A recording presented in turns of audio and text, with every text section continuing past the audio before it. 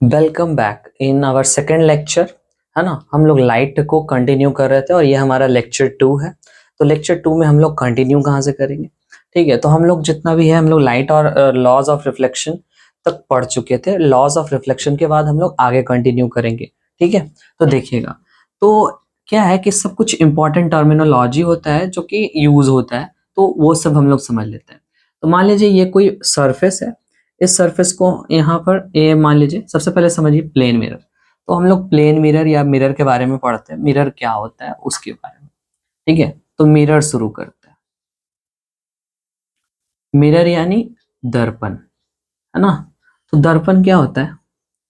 तो क्या बोलेंगे? It is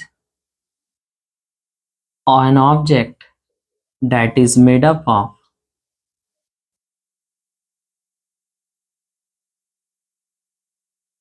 glass whose one side is painted or coated with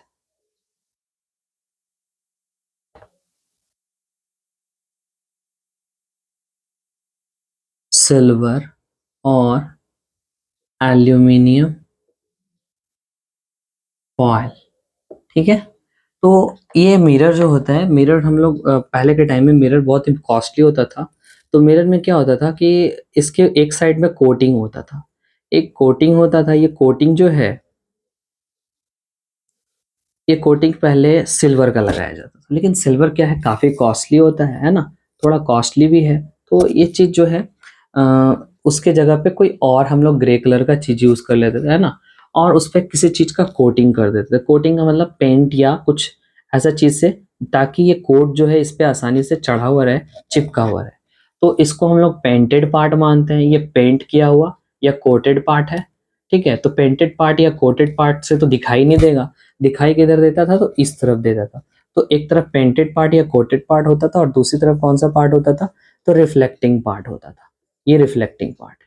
ठीक है, तो ये मिरर का है। लेकिन मिरर क्या होता है? मिरर के टाइप होते हैं, टाइप्स ऑफ मिरर। तो मिरर जो होते हैं ये 3 प्रकार के होते हैं। ठीक है, कौन कौन होता है? तो एक होता है प्लेन मिरर होता है, दूसरा स्फेरिकल मिरर होता है, और एक तीसरा पाराबोलिक मिरर होता है।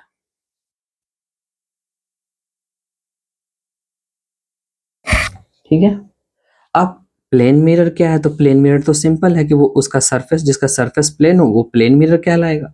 लेकिन स्फेरिकल मिरर में क्या है कि जिसका सरफेस जो है वो प्लेन नहीं होकर के राउंड होना चाहिए, गोल होना चाहिए। अब राउंड क्या है? तो या तो कर्व हो सकता है या फिर बल्ज हो सकता है। ठीक है, एक साइड जिसका क्या है, बल्ज पार्ट पेंटेड है, एक साइड जिसका कर्व पार्ट पेंटेड है ना। तो यहाँ से दो अलग अलग मिरर बनते हैं, है ना। एक साइड ये जो है हमारे लिए, इसको हम लोग बोलते हैं कॉनकेव, है ना। इसमें क्या है, इसका बल्ज पार्ट पेंटेड है और कर्व पार्ट रिफ्लेक्टिंग सरफेस है।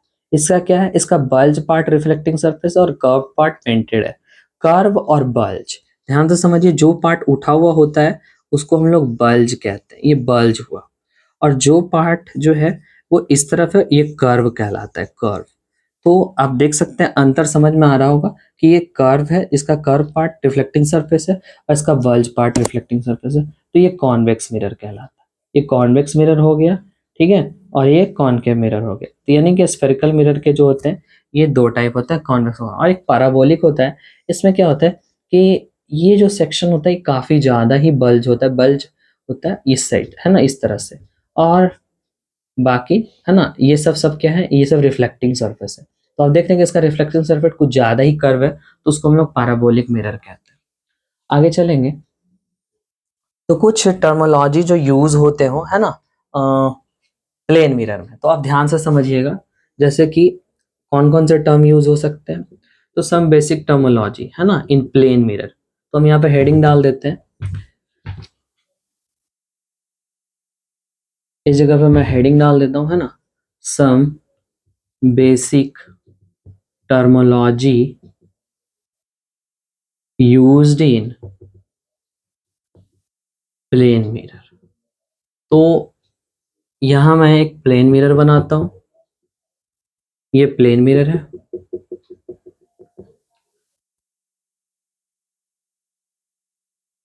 ठीक है। और ये मान लीजिए ये जो लाइट इस सरफेस पे आता है, हम लोग इसको इंसिडेंट रे कहते हैं। ये इंसिडेंट रे हुआ, जो लाइट आने के बाद टकरा के उसी मीडियम, मीडियम का मतलब है हवा से आया हवा में चला गया, तो ये रिफ्लेक्टेड रे, इसको हम लोग रिफ्लेक्टेड रे कहते हैं। ये रिफ्लेक्ट हुआ ना, क्योंकि जिस दिशा में आया उसी दिशा में चला गया, दिशा नहीं कह सकते, मीडियम कह सकते हैं। तो जिस मीडियम से आया उसी मीडियम में चला गया, तो उसको रिफ्लेक्टेड रे कहेंगे। इसके बीच में एक वर्चुअल लाइन होता है जो मिरर के ठीक परपेंडिकुलर होता है, जो यहाँ से दो एंगल क्रिएट करता है, एक एंगल आई करता है और एक एंगल आर करता है। ये दोनों एंगल जो होते हैं आपस में इक्वल होते हैं, तो ये नॉर्मल है। तो इंसिडेंट रे और नॉर्मल के बीच जो एंगल बनता है, इसको हम लोग बोलते हैं एंगल ऑफ इंसिडेंस, ठीक है, एंगल ऑफ इंसिडेंस। और ये जो है, ये angle form by incident ray है और ये angle form by reflected ray है, ठीक है। Angle form by incident ray और angle form by reflected ray, और एंगल ऑफ इंसिडेंस ये है और ये एंगल ऑफ रिफ्लेक्शन है, ठीक है, एंगल ऑफ रिफ्लेक्शन। तो आपसे क्वेश्चन में ये सब दिक्कत आता है बच्चों को समझने में। जैसे एग्जांपल के लिए कोई बोल रहा है कि एन एंगल, है ना, मतलब एन रे, a ray incident at an angle of 45 degree, ठीक है। तो 45 डिग्री इसका मतलब ये नहीं कि एंगल ऑफ इंसिडेंस दिया हुआ है, नहीं, एक रे जो है वो इंसिडेंट हुआ है, ठीक है, 45 डिग्री पे, कहाँ से, सरफेस से, तो ये मीनिंग हुआ, ठीक है। अगर मान लो कोई और बोला कि a ray incident at an angle of 60 degree, इसका मतलब ये हुआ। वो क्लियरली अगर आपको बोलना होगा कि एंगल ऑफ इंसिडेंस इतना है, तो वो बोलेगा, है ना, कि अरे of N angle of incidence 60 degree या 45 डिग्री जो भी है, ठीक है, तो ये बताइए। तो आप ध्यान दीजिएगा इस चीज पे, लोग इसी में फंस जाते हैं। और जहां पे ये जो पॉइंट है, ये ओ से डिनोट करते हैं मान लो, तो इसका नाम क्या हो जाएगा, ये पॉइंट ऑफ इंसिडेंस कहलाता है।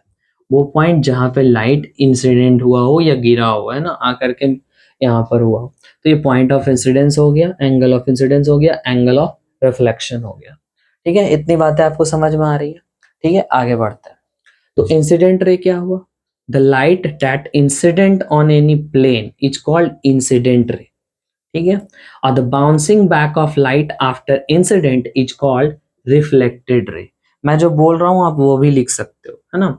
The angle formed between incident ray और normal is called angle of incident, ठीक है। And the angle formed between reflected ray और normal is called angle of reflection, है ना। The point at which ray of light incident और reflect is called point of incidence, ठीक है। वो light, वो पॉइंट जहां पे लाइट क्या हो, इंसिडेंट हो रहा हो, तो उसको हम लोग पॉइंट ऑफ इंसिडेंस कहते हैं। इसमें angle I is equal to angle R होता है, जिसको हमने लॉ ऑफ रिफ्लेक्शन में देखा था, ठीक है। तो ये सारे टर्मोलॉजी हैं जो आपको क्या करना है, आपको अच्छे से लिख लेना है कि इंसिडेंट रे क्या होता है ना। तो इंसिडेंट रे के बारे में मैंने बताया, है ना। The light that falls on any plane is called incident ray. Incident ray के बाद क्या होता है, रिफ्लेक्टेड रे। तो bouncing back of light from the plane surface is called reflected ray. Point of incidence, the point that is formed by incident ray is called point of incidence, ठीक है। उसके बाद यहाँ पर क्या है, एंगल ऑफ इंसिडेंस है, जिसको हम लोग एंगल शॉर्ट में ऐसे डिनोट करते हैं। और फिर क्या है, एंगल ऑफ रिफ्लेक्शन है। तो ये सबको आप लोग अच्छे से डिफाइन करके लिख लेंगे, है ना। और क्या है, एक नॉर्मल है। तो नॉर्मल क्या है, तो नॉर्मल क्या बोलेंगे कि ये it is a virtual line that forms between incident ray and reflected ray, है ना, या normal to the surface is called normal, it is denoted by N.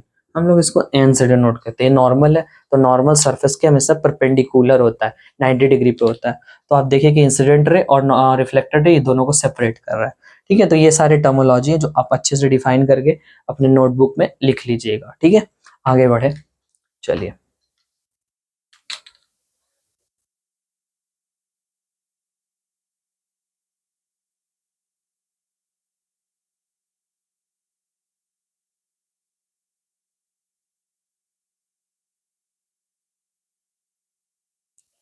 चलिए आगे देखते हैं हम लोग, चूंकि प्लेन मिरर पढ़ रहे हैं तो प्लेन मिरर की प्रॉपर्टीज भी देखना होगा, है ना। प्लेन मिरर का प्रॉपर्टीज क्या होता है, या प्लेन मिरर किसको कहते हैं, तो प्लेन मिरर देखते हैं तो क्या बोलेंगे, मिरर whose reflecting surface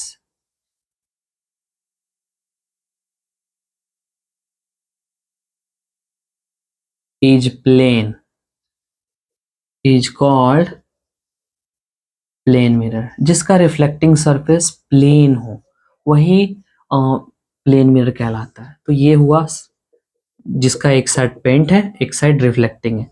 जिस साइड पे पेंट नहीं होगा उसको हम लोग रिफ्लेक्टिंग बोलेंगे, या रिफ्लेक्टिंग सरफेस या रिफ्लेक्टेड सरफेस जो भी है। तो रिफ्लेक्टिंग सरफेस, ये सरफेस रिफ्लेक्ट करेगा, और जिस साइड पेंट है उसको पेंटेड या कोटेड पार्ट बोलते हैं। या तो पेंटेड वर्ड यूज करो या फिर आप कोटेड वर्ड यूज करो, तो कोटेड सरफेस हो गया। तो इसमें दो सरफेस है, पेंटेड सरफेस और कोटेड सरफेस, ठीक है। तो ये प्लेन मिरर हो गया। अब हम लोग यहाँ से प्रॉपर्टीज ऑफ प्लेन मिरर की बात करेंगे। तो प्रॉपर्टीज ऑफ प्लेन मिरर में सबसे इम्पॉर्टेंट जो पॉइंट है वो क्या है, वो समझिएगा। तो सबसे पहला पॉइंट कि एक प्लेन मिरर हमेशा वर्चुअल और इरेक्ट इमेज ही बनाता है, ठीक है। तो a plane mirror always form virtual and erect image। बहुत सारे लोगों को जो है वो इमेज को समझने में बहुत दिक्कत होता है कि आखिर वर्चुअल और इरेक्ट ही क्यों है और रियल और इन्वर्टेड ही क्यों है, ठीक है।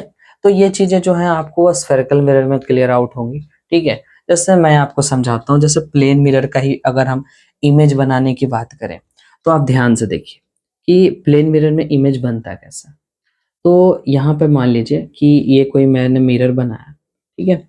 ये कोई मिरर है और यहाँ से ऐसे ऑब्जेक्ट जो है इस पे यहाँ पे प्लेन मिरर के सामने खड़ा है।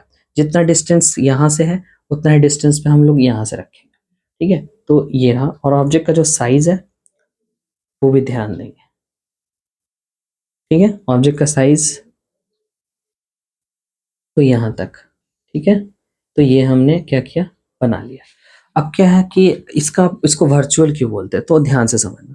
कोई भी इमेज को बनाने के लिए कम से कम दो लाइट का कटना बहुत जरूरी है, ठीक है। तो एक लाइट जो है मान लो कि इस सरफेस से परपेंडिकुलर है और नीचे का भी वही है सेम, तो ये लाइट क्या होगा, इधर वर्चुअल फॉर्म में जाएगा क्योंकि ये तो टकरा के वापस लौट जाएगा और ये भी टकरा के वापस लौट जाएगा। तो आप इसको वर्चुअली उधर लेके जा रहे हैं, ठीक है। अब क्या है कि दूसरा लाइट जो है वो कैसे कटेगा, क्योंकि लाइट तो काटने के लिए कम से कम दो लाइट कटना चाहिए। यहाँ तो लाइट कटा नहीं, तो कटेगा कैसे। तो हम लोग यहाँ से क्या करेंगे, एक और लाइट पास कराएंगे, ठीक है। तो लाइट जो है वो मान लो कि कुछ इस तरह से यहाँ पास हुआ तो इधर, ठीक है। और यहाँ से इसको वर्चुअली फॉर्म में हम इस खींच रहे हैं, ठीक है। कि लाइट जो है जैसे कि यहाँ आने के बाद लाइट क्या होगा, यहाँ से इस तरफ मुड़ जाएगा, मुड़ गया, ठीक है। तो ये लाइट जो है हम इसको वर्चुअल फॉर्म इसका पीछे ले जा करके इस जगह पे काट रहे हैं, इस पॉइंट पे काट रहे हैं, ठीक है। सेम इंसिडेंट इसके साथ होगा, या मान लो कि इस तरफ से हो सकता है कि लाइट इधर आए और ये लाइट जो है यहाँ से इस तरफ मुड़ जाए, इस तरफ। ये लाइट तो मुड़ेगा ही, जाहिर सी बात है कि मिरर है यहाँ पे, तो ये वर्चुअल फॉर्म में इस जगह पर जाकर के कट करेगा। अब इसको हम साइड कर देते हैं, है ना। अब समझ में आ रहा होगा। तो दो लाइट ऊपर कट गया, ठीक है। दो लाइट कटते तो बहुत सारे लाइट है लेकिन मिनिमम हम लोग दो दिखाते हैं कि जो है वहां पर है। तो ये ए भी कोई ऑब्जेक्ट है जिसके बैकग्राउंड से लाइट आ रहा है या टकरा करके उससे लाइट आ रहा है जो मिरर पे पड़ रहा है। अब यहाँ से फिर हम एक लाइट यहाँ लेके जाएंगे और ये लाइट क्या होगा, यहाँ से बाउंस बैक करेगा। तो बाउंस बैक करेगा तो इसका वर्चुअल फॉर्म, कि आप देखिए कि वर्चुअल फॉर्म जो है ये इस तरफ, मतलब यहाँ से तो टकरा के लौट गया, लेकिन हम अगर इसको ले जाए तो ये पीछे कहाँ काटेगा, तो जहां पे कटेगा हमारा दोनों रे वहीं पे हमारा इमेज बनता है। दोनों रे देखिए कि ये दोनों रे कभी आपस में पॉसिबल है, कटेगा, ये दोनों यहाँ से यहाँ निकल जाएगा, ये उधर जाके उधर निकल जाएगा, तो ये दोनों रे कभी नहीं कटेगा। तो हम लोग इसका वर्चुअल फॉर्म जो है इस जगह पे काटते हैं। वर्चुअल फॉर्म देखिए डैश डैश से दिखाया हुआ है, ये दोनों जो डैश डैश है ये दोनों वर्चुअली काट रहा है, यानी एक्चुअल में रे कट ही नहीं रहा। जहां पे भी रे एक्चुअल में कटेगा वहां पे हमारा इमेज एकदम साफ साफ बनेगा, और उस समय जो इमेज बनेगा वो उल्टा बनेगा। ठीक है, अब ये यहाँ सीधा दिख रहा है, यानी कि ये जो इमेज है वर्चुअल है और क्या है, इरेक्ट है। ठीक है, तो ये प्रॉपर्टी हो गया। दूसरा क्या प्रॉपर्टी है कि एक प्लेन मिरर में फोकल लेंथ कितना होता है, तो focal length of plane mirror जो होता है ये इन्फिनिटी होता है। Focal length of plane mirror is infinity, is infinity. ठीक है, अब आगे देखते हैं अगला पॉइंट। ठीक है, कि image form by plane mirror. तो image form by plane mirror में क्या है कि ये डिफरेंट डिफरेंट इमेज बनाता है, image form by plane mirror. तो सबसे पहले नंबर ऑफ इमेजेस जो है वो बनाने का जो तरीका होता है वो 360 डिग्री बाई क्या होता है, ठीक है, थीटा होता है। तो नंबर ऑफ इमेजेस जो है ये फॉर्मूला हो गया नंबर ऑफ इमेजेस के लिए। ठीक है, लेकिन क्या है कि number of images 360 degree theta क्या हो सकता है कि ऑड भी आ सकता है और इवन भी आ सकता है। तो दोनों में क्या करना है कि ऑड आए और इवन आए, तो ऑड में अगर आया तो नंबर ऑफ इमेजेस जो होगा वो ऑड ही होगा। लेकिन अगर इवन आया यानी कि n है तो ठीक है, और ये अगर 2n के फॉर्म में आया है तो हमको क्या करना है कि 2n में से एक घटा देना है। तो ये हमारा नंबर ऑफ इमेजेस हो जाएगा, ये नंबर ऑफ इमेजेस हो जाएगा। ऑड के लिए कोई रूल नहीं है। जैसे एग्जाम्पल के तौर पे मान लीजिए कि थीटा जो है 120 डिग्री। अब ये 120 डिग्री क्या है, तो ये थीटा जो है ये है क्या, तो ये inclination between two plane mirror है। Inclination between two plane mirror, two plane mirror, inclination between two plane mirror. तो मान लीजिए कि दो मिरर है और थीटा डिग्री पर है, 120 डिग्री पे, तो नंबर ऑफ इमेजेस कितना बनेगा, तो 360 डिग्री बटा 120, तो देखिए काटिएगा तो इसका वैल्यू आएगा 3। यानी यहाँ पर नंबर ऑफ इमेजेस हमारा क्लियर है कि 3 आंसर होगा। मान लीजिए कि थीटा बराबर है अभी 60 डिग्री हो गया, यानी दो प्लेन मिरर के बीच 60 डिग्री का एंगल है, तो नंबर ऑफ इमेजेस क्या होगा 360 डिग्री बाई 60 हो गया, तो कितना आया 6 आया। लेकिन 6 क्या है, एक इवन है, तो नंबर ऑफ इमेजेस हमारा क्या हो जाएगा 6 माइनस 1 कर देंगे 5। ठीक है, फ्रैक्शन के लिए, फ्रैक्शन अगर मान लीजिए किसी वैल्यू में फ्रैक्शन आ रहा है, तो फ्रैक्शन में मतलब मान लीजिए कि जो भी पॉइंट वाला पार्ट हो या जो फ्रैक्शन वाला पार्ट हो आप उसको रिमूव करके जो भी नंबर ऑफ इमेजेस आपका बचेगा वो हमारा क्या हो जाएगा, ठीक है, आंसर हो जाएगा फ्रैक्शन के लिए। तो मान लीजिए कि कोई दो मिरर है और दोनों मिरर आपस में एक दूसरे के पैरेलल है, यानी उसके बीच कोई एंगल नहीं बन रहा। तो दो मिरर है और उन दोनों के बीच एंगल जो है वो 0 डिग्री हो जाएगा पैरेलल होने की वजह से। तो थीटा अगर 0 डिग्री हुआ तो पैरेलल मिरर के बीच का जो नंबर ऑफ इमेजेस होगा ये इनफाइनाइट होगा। ठीक है, आपने क्या है, आपने पार्लर में देखा होगा, है ना, पार्लर में क्या होता है, दोनों तरफ मिरर होता है, इस तरफ भी मिरर होता है और पीछे भी मिरर होता है। तो ये दोनों केस में क्या होता है कि हम जब उसके अंदर इमेजेस देखते हैं तो नंबर ऑफ इमेजेस जो होता है वो एकदम रेगुलर कंटिन्यू उसके उसमें बनता जा रहा होता है, और वो इन्फिनाइट नंबर होता है जिसको हम लोग नहीं डिटरमाइन कर सकते, है ना। तो वहां पर क्या होगा, नंबर ऑफ इमेजेस इन्फिनाइट होगा। ठीक है, अब आप क्या है इन सब पे क्वेश्चन सॉल्व कर सकते हैं, बना सकते हैं। ठीक है, आगे बढ़ते हैं। तो कुछ क्वेश्चन आप लोग ट्राई करिएगा, है ना, बनाने का। ठीक है, इसको मैं मिटा रहा हूँ। ठीक है, आप देख सकते हैं, इसको मैं क्लियर कर रहा हूँ। तो अभी हम लोग प्रॉपर्टीज ऑफ प्लेन मिरर ही चल रहे हैं और आगे भी प्लेन मिरर ही चलेंगे।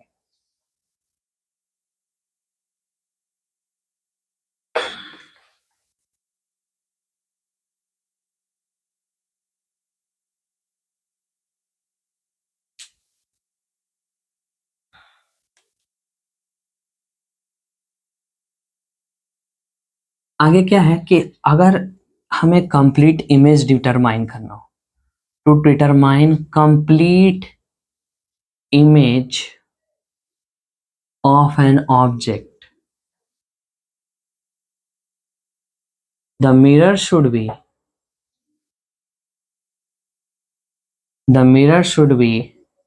Half of the object. यानी कि एक ऑब्जेक्ट, एक इमेज का मतलब एक कंप्लीट इमेज पाने के लिए जो ऑब्जेक्ट का जो साइज होना चाहिए, मतलब मिरर का जो साइज होना चाहिए, to determine complete image of an object the mirror should be half of the object, है ना। यानी कि मिरर का जो साइज है वो ऑब्जेक्ट के साइज का कितना होना चाहिए, हाफ होना चाहिए, 1/2 साइज ऑफ मिरर। तो आपको क्या होगा कि आपको अपना कंप्लीट इमेज मिलेगा। तो साइज ऑफ मिरर जो होगा, साइज ऑफ मिरर यानी ऑब्जेक्ट के हाइट का आधा होना चाहिए, height of object H of O upon 2 कर देते हैं, तो हाइट ऑफ ऑब्जेक्ट। ठीक है, ये होता है। तो ये तीसरा हो गया। चौथा क्या होता है कि अगर मान लीजिए कि इस तरफ ये मिरर है, यहाँ पे कोई ऑब्जेक्ट इस तरह से खड़ा है, ठीक है, ये कोई ऑब्जेक्ट है यहाँ खड़ा है, तो ऑब्जेक्ट के बीच का जो डिस्टेंस, तो मिरर से ऑब्जेक्ट का जो डिस्टेंस होता है उसको यू से डिनोट करता है। एबीसीडी में यू पहले आता है तो ऑब्जेक्ट पहले आएगा, ये ऑब्जेक्ट हो गया, ये ऑब्जेक्ट हो गया, ठीक है। और दूसरा क्या होता है, इस तरफ ये इमेज है, जितना दूरी पर है इतना ही दूरी पर हम यहाँ बना देंगे, है ना। तो इस जगह पे बना देते हैं, sorry.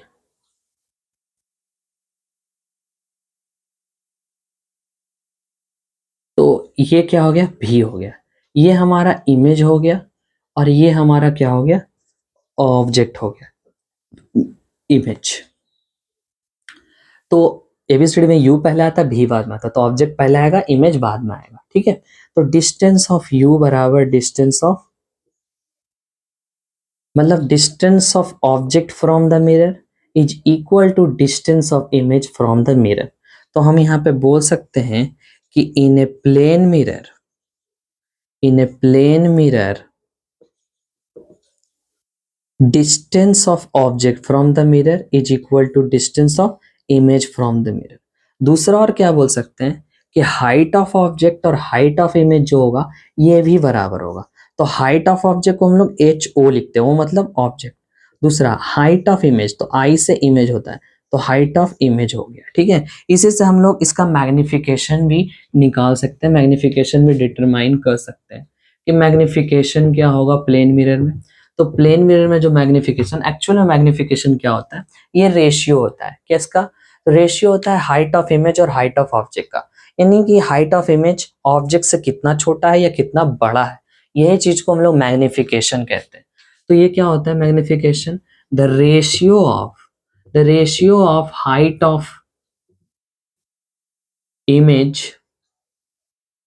And height of object, ठीक है, इज कॉल्ड मैग्निफिकेशन। तो मैग्निफिकेशन को एम से डिनोट करते हैं, ठीक है, एम से डिनोट करते हैं, it is denoted by M,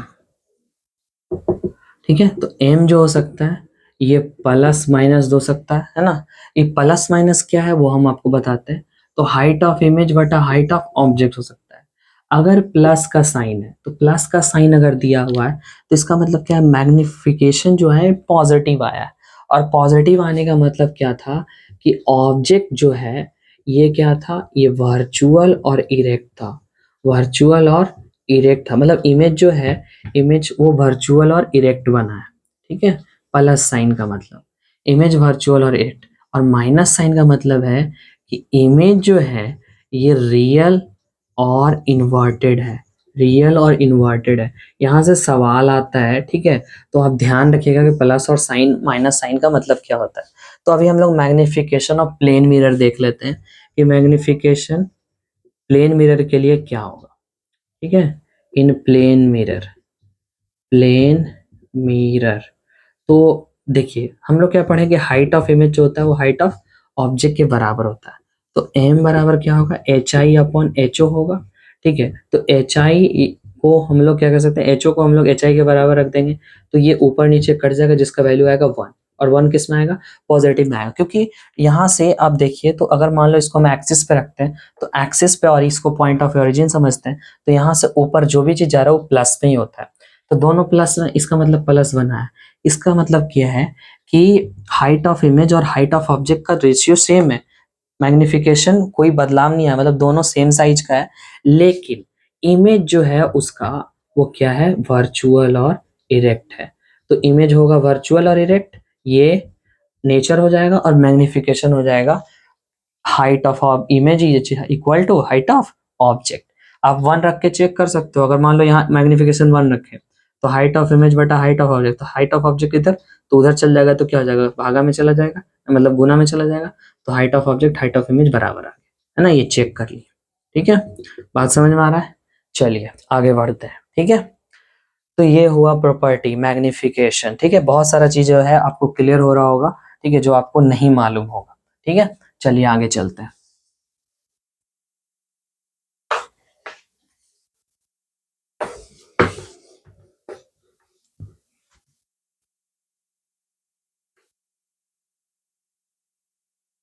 और केस क्या है कि मान लो कि ये कोई प्लेन मिरर है। ठीक है, अब प्लेन मिरर जो है ये रुका हुआ है, ये स्टेशनरी है।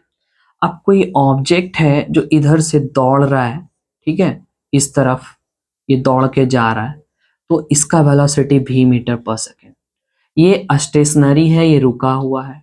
ठीक है, और तो उसके अंदर ये ऑब्जेक्ट हो गया, तो इसके अंदर जो इमेज है, ठीक है, ये जो इमेज है ये भी v मीटर पर सेकंड से ही आपको आता हुआ दिखाई देगा। ठीक है, लेकिन ऐसा मान लो कि ये तो केस हो गया। ठीक है, अगला केस क्या है कि अगर मान लो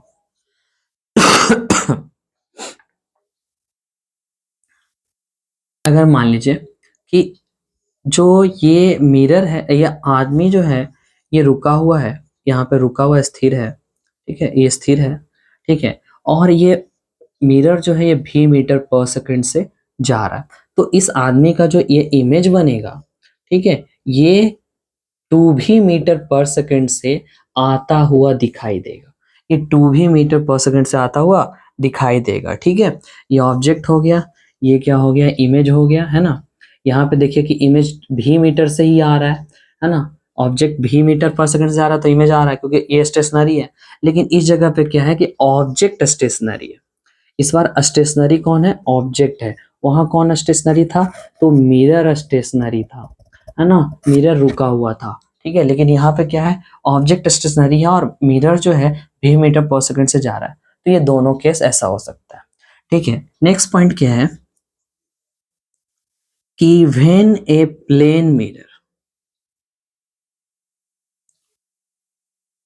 moved at an angle of theta,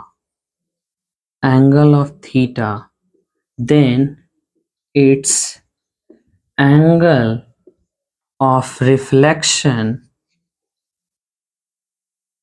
moved at an angle of